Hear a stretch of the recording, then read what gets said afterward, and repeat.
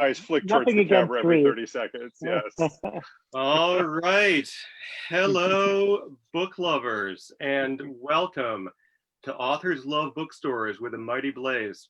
I'm Joe Moldover. I'm delighted to be back here with you. And this afternoon, I am thrilled to welcome Christopher Castellani.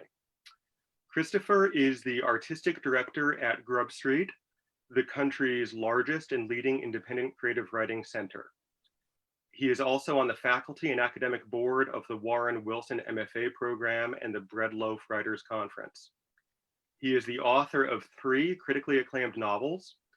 His newest is Leading Men, for which he received a fellowship from the Guggenheim Foundation. And Leading Men comes out in paperback on May 26th. Christopher, congratulations and welcome. We are also with Michael Barnard of Rakestraw Books, Christopher's favorite independent bookstore. It's located in Danville, California, outside of San Francisco. Michael, we're so happy to have you here with us. Thanks for having me. Michael, I'm more accustomed to seeing celebrity blurbs for books than for booksellers. However, in your case, the novelist Michael Chabon says, Rakestraw Books is a gem, small, perfect, and the more you peer into it, endlessly deep. And Michael Barnard may just be the best bookseller in the Bay Area. So that's high praise. We would love we would love to be out there with you and checking out the bookstore. And we want our viewers to know more about your bookstore. So I'm going to begin by asking you a few questions. And the first is, Rakestraw is located in Danville, as I said. Can you tell us about the community that you serve? So Danville is a suburb of San Francisco. We're in the outer East Bay, or the far East Bay, as we sometimes think of it. And Danville is a prosperous, educated bedroom community, but it started out as a small town, so it still has a strong small town feel. And the bookstore's been here since 1973. We opened on April 1st, 1973. And no, I was not that precocious. I didn't buy it for another 22 years. Well, was it 22 years? Yeah, 22 years. I was 25 when I bought it. And so there are now 3 generations that have grown up with the store, which is pretty fantastic. And people whose parents shopped here and grandparents shopped here, and who are now bringing their own kids in, which is pretty cool. And it's a great town, and it's a fun place to have a bookstore. It sounds wonderful. One thing that I love about new bookstores is that I feel like most of them have some, sort of unique feature or, quirky characteristic or sort of something about them that is kind of special. Is there anything about Rakestraw that you'd want to share with viewers who haven't had the chance to visit? Oh, wow. So many things. Okay, the most photographed feature in the store is the jackalope, who's unfortunately not on camera today. He was a gift from a customer, and his name's Fluffy, and he's our little mascot, and a nearly perfect pet requiring no walking or feeding. That's great. Which is nice. And otherwise, what would I say? I think a jackalope. In the pre-pandemic times, we love to cook for people. You love to cook for people. We love to cook for people. So lots of our events included food and drinks and meals, and we try to make our events into events. Wow. You're making me sad not to be there, and I think a jackalope is a pretty good unique feature. Tell us a little bit about how the store is doing during the pandemic. First of all, can you just tell me a little bit about sort of what people seem to be interested in right now, and sort of what are your top sellers? What are people interested in? How has the pandemic maybe changed people's reading tastes? What are people buying? Out the gate, there were a lot of very ambitious purchases. We sold our, requisite copies of War and Peace and Crime and Punishment, and all those worthy things that people were going to tackle. And I hope some of them are being read. War and Peace is a mighty accomplishment. But over the last weeks, we have shifted more towards what we do already. We're selling lots of fiction, lots of current releases. I will say that the spread on titles is much wider than it has been. We're seeing lots more unique SKUs sell, so individual, one-offs. And so left to their own devices without as much media influence and maybe without as much influence from us, people are buying much more widely, which is actually really cool. It's a lot of work to process. And it's not totally different from the way it is ordinarily. I would say in any given week, 80% of the titles that we sell are ones and twos, but they are, for the most part, ones and twos that are on the shelf, not ones and twos that we have to order. Right. And that, is one of the things that is exciting and interesting and a lot of work, given how we are. Business is solid. We're doing a lot of online business. And now that we've got some staff back in the store, at least some of the time, most days, we're doing a lot more phone business. And every time I get it together to write an email and send out a newsletter, we see those titles sell. So that's pretty exciting. And we have branched out into virtual events. And those have been going very well. That's wonderful. That's wonderful. And do I understand that you're also doing some home drop-offs, or is that not an official service? No, it is a very official service. We have a very tight geography, which is helpful. And so we're able to deliver to our local area. And we're doing a lot of that. And it's actually a lot of fun. It's, some neighborhoods I'm actually starting to know just how to get there. And I don't have to listen to the instructions anymore, which is weirdly empowering. It's nice to know how to do things. Right. And knowing that, 2225, Rolling Creek Drive is there without having to listen to Google tell me that it's there it's empowering. That's right. You're like a frontier bookseller bringing people their books without the help of GPS. And my independent bookstore gave me a home delivery last weekend, and I was so happy to see her. I thought I would cry. So it's a great connection. Christopher, you chose Michael and Rakestraw for this feature. You were the celebrity author, and you chose them as your nominated indie. So can you tell me a little about why do you love this bookstore? Sure. First of all, I was so happy to have this opportunity to do this. I love the bookstore, but for me, it's Michael who I think of as the bookstore itself. So my first association with the bookstore was with Michael, and it was during sort of happy time in my life, or a time I associate with as a happy time, which was the fall of 2018, when I went to the San Francisco area for a book selling conference, and Michael had read an early copy, like a pre-galley of my last novel, Leading Men, and he responded well to it, which I was so grateful for. But not only that, he had actually taken it upon himself to gather people from his community that he knows so well, people he thought would respond well to the book. And this is the full 4 months at least before the book came out, I think. And he gathered them in the bookstore, provided Aperol spritzes. He had mentioned having food and cook, liking to cook for people, made Aperol spritzes, had antipasto, and brought people in on I think it was a weekday evening, and brought me in to meet them. And I immediately felt this sort of the sort of love of the community for him, and for the store, the fact that they trusted him, and all of that, of course, made me as an author feel very flattered, appreciated, and seen. To get that sort of support for a book like so early on in the process, during the time that's sort of a scary time for an author, as you know, Joe, like leading up to your book coming out.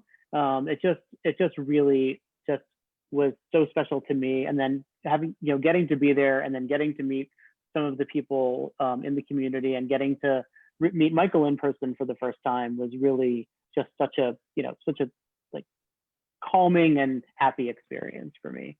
So. Yeah, that's wonderful. That is like such a vulnerable period, and I feel like the people who you meet and who kind of give you support at that time kind of have this imprinting effect on you. Yeah, they're like right here forever. That's know. Right. So, That's yeah. right. That's right. That's wonderful. And luckily, he has other good qualities other than his love of my book. I don't want to make it only about that. I think lots of booksellers have loved leading men, so he's got to have something to kind of to set him apart. What would you can you think of a particular purchase that you made at the store that was sort of in some way memorable for you, or that you've held on to? Sure. So when I was there, I think it was either for that event or I came back after the book came out to do another event there. I forget which time it was when I was there. We were, Michael and I were talking about, what we like to talk about, books and writers and literary history. And, my book has Tennessee Williams as a character, and Tennessee Williams was, sort of frenemies with Gore Vidal. And while we were talking, Michael, like the gears are turning, and he sort of walked over and plucked out this copy of this beautiful new edition of Myra Breckenridge, and said, well, you have to read this, or I was just reading this, or this just came out or something. And so I bought this. Have I read it yet? Of course not, but but I have it. I think we were also talking about A Ladder to the Sky, maybe, as well, in which Gore Vidal is the character. I'm not sure. But again, Michael knew exactly where the book was. The wheels were turning, went and grabbed it and hand sold it to me, on the spot. And then just recently, I bought, through the mail, I bought Paul Lisicki's memoir, Later, which I also have yet to read, but I will, because Michael and I and a few others are going to have a sort of little book club about it. So I'm really excited about this as well. Michael's particularly supportive of LGBTQ authors, which of course I'm super excited about as well. That's wonderful. Michael, Christopher's anecdote pairs with one of the questions that we're getting for you, which is that I think maybe some people have, obviously other people have been to your store, maybe some of them are with us. The word on you is that you're especially skilled at matching readers and books, and sort of doing That's always the goal. Yeah, and I mean, that matchmaking is what, really great booksellers do. It's always kind of mysterious to me. It's not a talent that I have. And can you tell us, is there a secret to doing this well? I mean, how is it done? Well, I think at some level, it's the better you know the person you're talking to, the easier it is, because then you really can find just the right book. But also sometimes it's, it's taking the small bit that and sort of leaping off from there. Mm-hmm. One of my favorites, a few months ago, a guy was in, and he was wearing a sweatshirt with the logo of the chaplaincy at one of the local universities.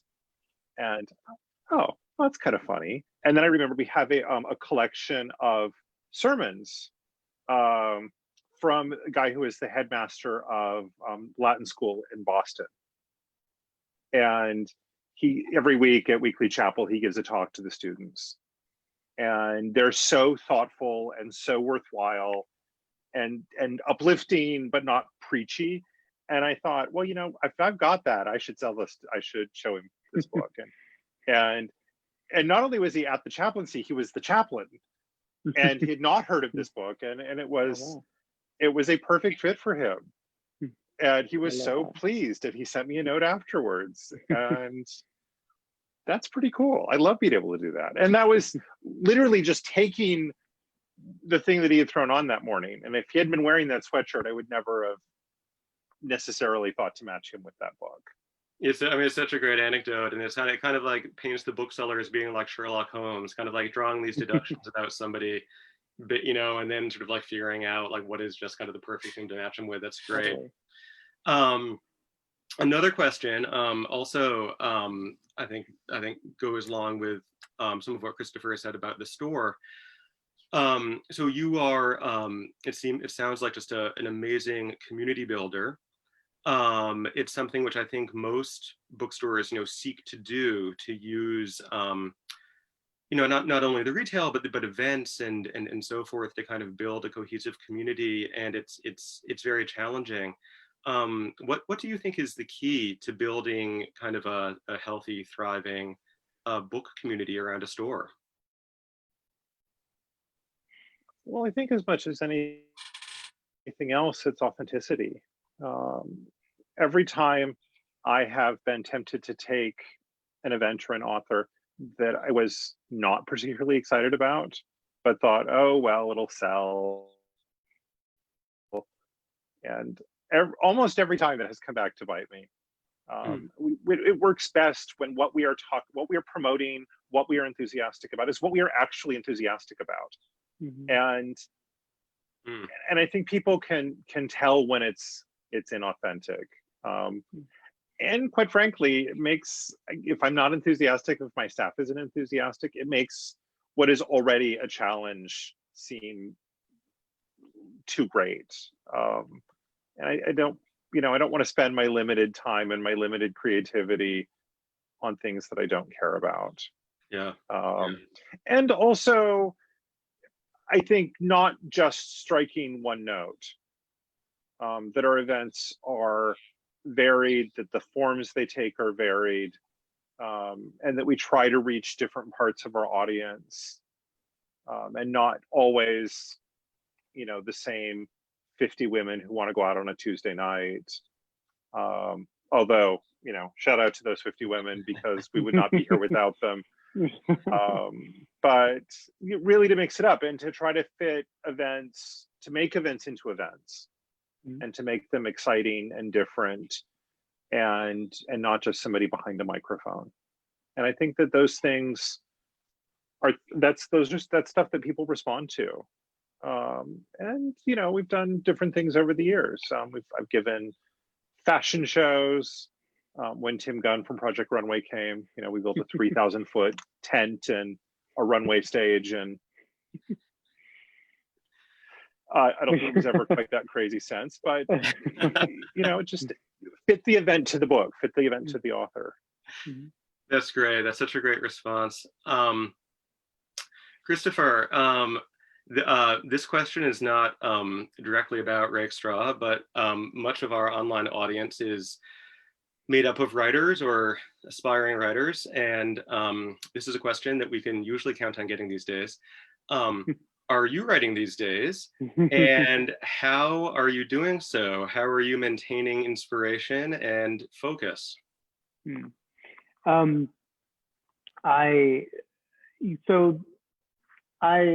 am writing a little bit these days, definitely not as much as I would like. And part of the problem is that the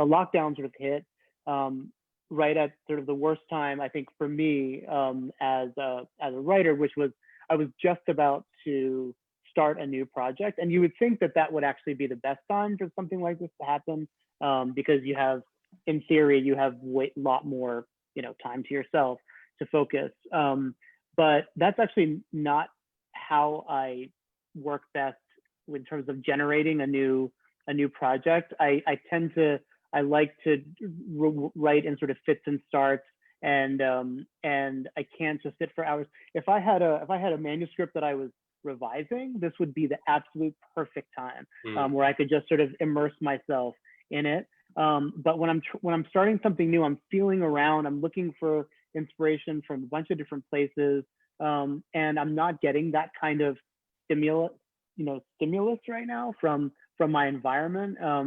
So I'm having a really hard time. So I am I am writing every day for the most part, but it's mostly free writing. And I don't think I've written this. I don't think I've written a scene from the same book twice in a row, which means that like I'm all over the place. Like I've started like 20 books since the lockdown started, and I can't really find a foothold in anything, but I still keep trying to put stuff out there. And the thing that has really saved me, and I've talked about this in other venues, but the thing that has really saved me and really inspired me is that every morning I've been reserving time to read a book that I've always wanted to read and that has been somewhat intimidating for whatever reason. So I was one of those people, Michael, who took down that thick book from the shelf. And in my case, it was Middlemarch. And I read a chapter or two of Middlemarch every morning before I read the news, before I checked email, and it was sort of my morning meditation. And then immediately after that, I would free write, for as long as I could. And those two together have really like helped to just begin every day in a way that's been very creative and inspiring. It's sort of all downhill after that in the day, because then I read the news and it's terrifying and all that stuff, and I go off a cliff. But that's been really, really important. So I started with Middlemarch to finish that, and then I'm just about to finish Henry James's The Ambassadors, which has been a slog. But I'm just about ready to be done with that. And then I think it's either going to be Anna Karenina or Moby Dick. We'll see. So, yeah. Wow. I mean, it's wonderful advice. I love that image. It sounds a lot healthier than my habit of groping for my phone on the bedside table and checking Twitter to see what's blown up while I was sleeping. So it's a bad way to start the day. It's a bad way. It's a very bad way to start. It's a bad way to end the day. Bad habit. That too. Bad habit. I love that image. Michael, sort of more commentators online. This is a compliment, not a question, but just more commentators saying how good you are at matching people with life-changing books. So that seems to be a skill that has been noticed. We're starting to run down on time. Michael, I wonder if you could tell us what you are reading now. I have been sort of all over the place. I've had a harder time settling on books over the past few weeks. So the things that I've managed to finish are mostly mysteries and spy thrillers. I did revisit an old fantasy novel that I hadn't read since high school, which was strangely reassuring. I just finished Charles Cummings' The Trinity Six again, which is a wonderful intrigue thriller that came out 4 or 5 years ago, which opens with a great quote from Harold Macmillan, who was Prime Minister. You should never catch a spy. Discover him and then control him, but never catch him. A spy causes far more trouble when he's caught. Cool. I just love that. That's cool. That's very cool. Fabulous. So, yeah. Otherwise, I'm reading bits and pieces of a lot of things that are coming out over the next few months. And trying to get caught. But something about genre right now is very reassuring. Yeah, that's a good way of saying it. Christopher, do you have any questions or comments or anything what you would like to share with Michael about Rakestraw while you're stranded on the other side of the continent? I wanted to ask first, is the name Rakestraw, is that it means scavenger, right? I looked it up. But when you rake straw, you separate wheat from chaff. Oh, okay. Oh, so, cool. And it was the former owner's father's middle name. I think it was probably his mother's maiden name. Oh, wow. Okay. Cool. And it was already called that when you bought it, right? Absolutely. Okay. You never been tempted to change it? No, I would imagine. No. I love that. I think it's cool, but I actually realized until today that I didn't know what it meant. So that's it's a common question. I like it. I did add the bookstore in Danville when I bought it, cool. because for some reason it was hard to hear on the phone, so we kept saying Rakestraw Books, the bookstore in Danville. So we just went ahead and added that. Made it official. Oh, that's cool. That's very cool. I was also wondering, I know when we were there, I think we had conversations about like what makes a good bookstore in terms of just like the way it's laid out, the way it's like, just the way it's structured. Like I was wondering if you could talk maybe a little bit about that, or the way it's organized. Like, do you do things particularly in a different way than other bookstores, or what is important to you? Because I know, again, I remember, I won't say, but I remember we talked about like other bookstores you've been to, and you're like, that one doesn't work for this reason, or this one really works for that reason. Like you had very strong opinions. So I still have strong opinions. It's going to be interesting to see how we change with the new things going forward with distancing and some of the nooks and crannies that many bookstores are loved for, but don't allow for the kind of social distancing we might need. I think that stores, my favorite stores feel personal. They feel like that they were planned, but that they also were organic, and somehow managing to balance those two things. And I know that, when I go into a great store, there's something about it that feels very welcoming, and where there's a sense of discovery. I like rooms that you can't see all of at once, where there's, and around the corner, or whether there's another room through a doorway, or just a blocked line of sight that you have to sort of work your way around. And also, I don't like being claustrophobic. So, I'm trying to reconcile a lot of different impulses. And book-wise, I think you want to see books because they'll lend credibility to the books you don't know. But I want to discover. And I think that, walking in and only seeing stacks of the same things it's not as exciting. I mean, I love seeing stacks of things that I love, of course, and stacks of things that I'm selling, but I also want to discover something that I haven't seen before. Right before we went into lockdown, I was lucky. I got to go to England for a week, and I got to go to 26 bookstores in 6 days. Oh, wow. And not only, of course, seeing books that I know in different guise, because English jackets are so often different from ours, but also just discovering all these books that I'd never seen before, and never heard of, including a couple that I've actually managed to sell without apparently having paid attention to them, which is mildly embarrassing. I think the number 3 best-selling novel in Britain is one that I had sold a single copy of and had not paid attention to. And then came back and realized not only had I sold it, but I'd ordered the paperback. Like, well, there we are. But it's a huge bestseller there, and here off the radar, not just my radar. Now I have to know what it is. What is that book? It is called The Binding.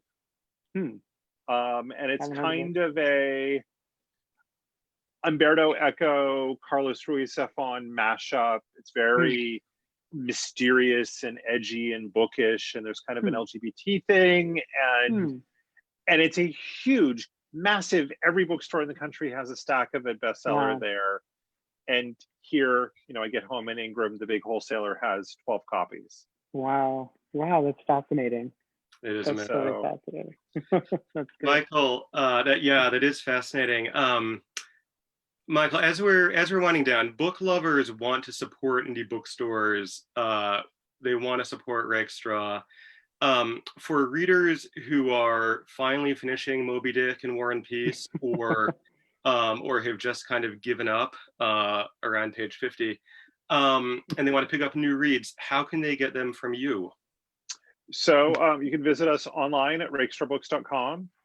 You can also check us out on Facebook and Instagram, and we're always posting book recommendations. I'm doing, if you can't get enough of hearing me talk, I'm doing book reviews most days at 10:30 on Facebook Live. And so you can see what we're really excited about right now. And otherwise, sign up for the newsletter on rakestrawbooks.com, and you can order books there. As I say, we're delivering locally, but we're shipping across the country. And so that would be awesome. Great Do way you to have any support events? us. Do you have any events coming up? Sorry, Joe. Coming up, a couple things that are coming up. Next Tuesday evening on Oh, right. Crowdcast, Alex Mhm. George with Mhm. the Paris Hours, Mhm. which I just really enjoyed. Great Mhm. read, great group book. So that'll be at 7 o'clock West Coast time on Crowdcast. And then at the end of the month, Frances Mays, best known for Under the Tuscan Sun, is joining us from her home in North Carolina, along with her co-author, who will be joining us from Tuscany. And so we're going to do that event at 9 in the morning, West Coast time, so that her poor co-author isn't up at 4 in the morning trying to join a 7 p.m. event. And then working to try to line up something with Emma Straub and Jessica Francis Kane and others. So Great. Lots of fun stuff. That's great. I'm sure many of our viewers will want to tune in. I want to thank you both so much for taking the time to speak with me Thank today. you. Book lovers, please check out Rakestraw online, rakestrawbooks.com. Also, to learn more about Christopher's work and his novels, I spend a lot of time on authors' websites. His is especially beautiful, and I recommend you surf over to christophercastellani.com. Thank you so much. Thank you all for joining us. Please, everybody, join us here next Wednesday for more of a Mighty Blazes Authors Love Bookstores. And until then, stay safe and keep reading.